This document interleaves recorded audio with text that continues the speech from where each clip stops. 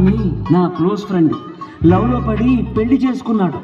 కాలేజీలో వాడు గ్రీకు వీరుడు, మ్యారేజ్ కాకముందు రాకుమారుడు.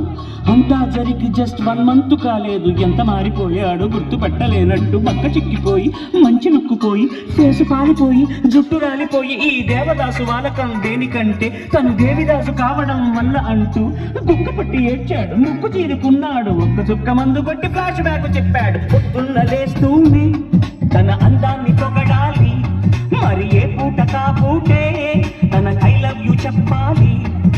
ఏం కోరినా తక్షణం తీర్చాలిరా వరం, అతి సామైందిరా కాపురం, పెళ్లి క్షమించరాని నేరం. Don't marry, hey, be happy.